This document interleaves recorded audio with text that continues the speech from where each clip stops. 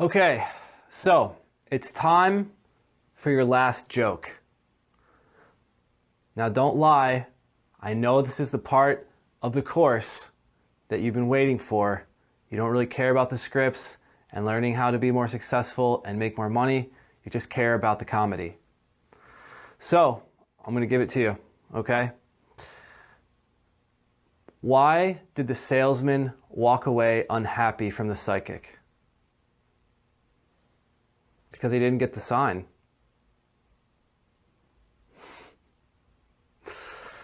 I know it's a good one. It's a good one. You gotta give me some slack here. I just came up with these this morning. They're not all polished yet, but I think there's something there. So please, if you have any ideas about sales and marketing jokes, I'm actually pretty open to that as well. So yeah, just so you know that. All right, on to the next section. Okay, we encountered these in the last portion, but let's take a closer look due to the gravity of importance in this step. Once the potential customer has heard your pitch and offer, they'll most likely give you reasons why it's not right for them to move forward with your product or service. This is the part of the script to identify and respond to their concerns. It is also one of the most crucial parts of the script because it can so many times be the make or break moment. To break down a little bit further, an objection is essentially a no, but in marketing and sales, you can't think of a no as shutting the door unless they actually do shut the door on you by hanging up the phone or walking away, which will happen. As a marketing rep, you have to look at a no as a potential yes. That's all. It is better to have a no than nothing at all. Why? Because as we've discussed before, there's energy behind the no. They are still there and have not left. Therefore, if you can identify the energy and understand the reason for that no, then you can possibly save the conversation and turn that concern around to a yes. All right, rebuttals, my favorite part of the conversation. Here we go. There are 3 parts to the rebuttal before you go to the close. The first is to agree, such as, oh, that's a great question, or I asked the same thing when I started. This is the first response to the person's no. Many times, a no can be filled with some skepticism, so this step helps you to meet the customer where they are, empathizing with their concern. 2 is to then inform the customer. This is your opportunity to provide the absolutely true and correct information that matches their question. This is to be short, but also provide everything necessary. The third is to confirm, such as, does that make sense? Or does that help? Confirming does 2 things. 1, it allows the person to feel as though they are still part of the conversation by asking a question, so you know they feel they aren't being preached at. And 2, to help make sure this answered their question. This is so important because it's very possible the information you provided in the inform stage didn't hit the nail on the head. All right, so let's take a look at some of the most common objections and corresponding rebuttals I've come across. The first one is money. The objection goes like this. Oh, thank you, but we just don't have the money right now. Maybe sometime next year. The rebuttal. Oh, I absolutely understand. We aren't trying to force anything on you financially.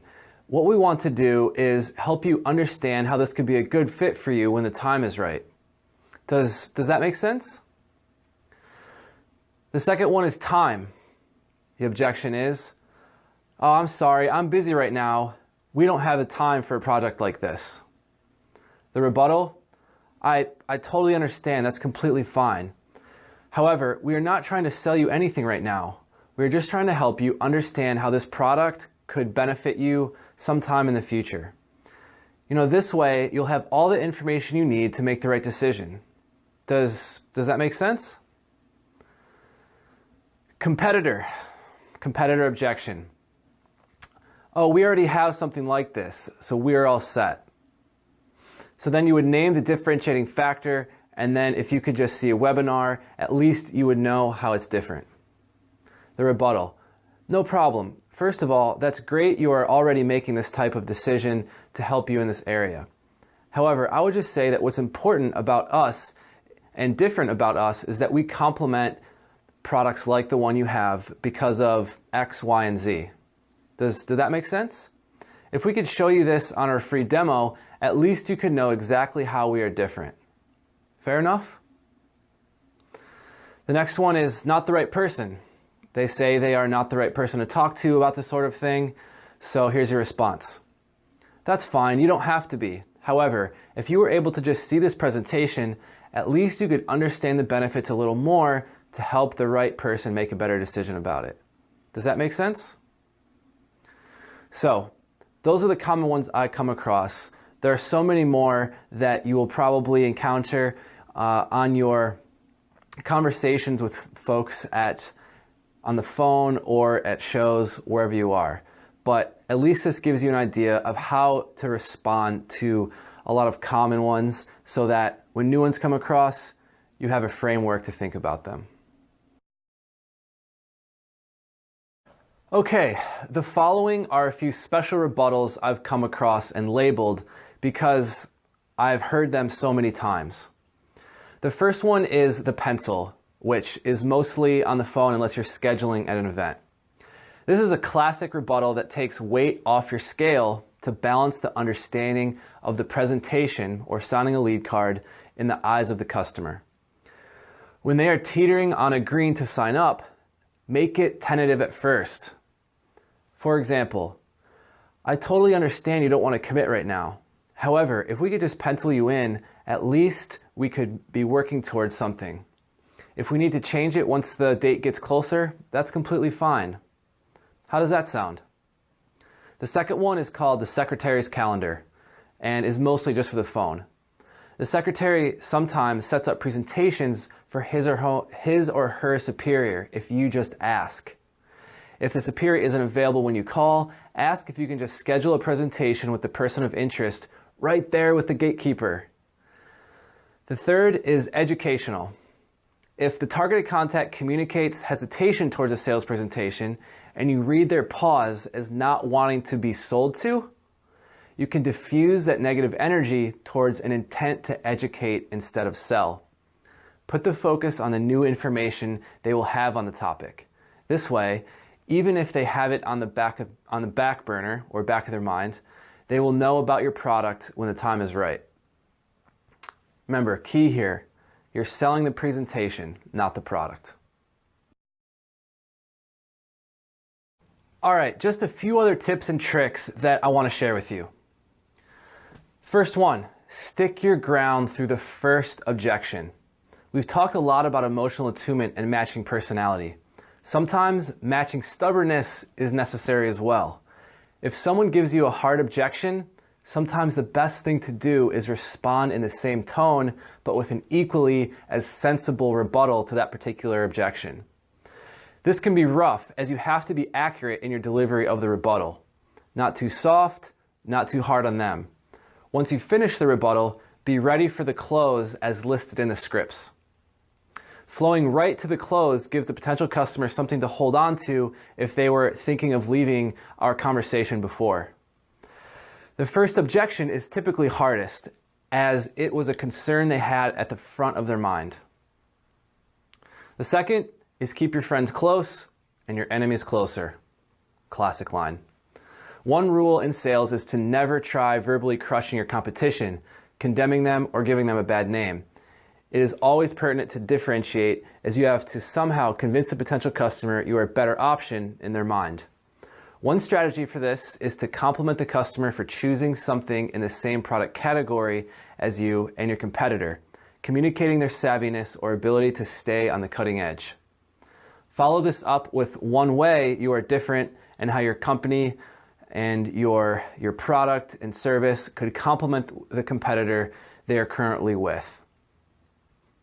And then, final objection and rebuttal comments. Remember, this is a concentrated part of a larger conversation going on. Although this is a crucial point, remember the whole is greater than the sum of the parts. Each part of the conversation is important, as you could guarantee or lose a lead if you lose focus or aren't following the right steps. So be vigilant, and remember that if you mess up, just relax. It's okay. We are all students and will always be students. If you can keep that mentality, we will always be learning and growing, bettering our conversations, bettering our lead conversions, and bettering, ultimately, our sales and bettering happiness for other people. Oh my word! Congrats! You made it all the way through. I'm pretty impressed. That was a lot of stuff. So this concludes the cold call and face-to-face marketing course. Although we've covered a lot of material, this course is really just one piece of a greater production in marketing and the sales process.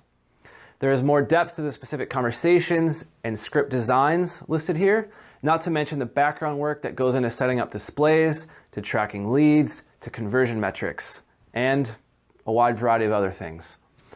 Make sure to stay connected with me as we continue this journey in mastering lead generation marketing. I'm continually learning in this field as well, so I am open to new ideas and ways of thinking in an effort to be a more perfect marketer and salesman. I hope the best for you and your company, and please feel free to contact me regarding any questions, feedback, or ideas for future courses. Thank you, and good luck.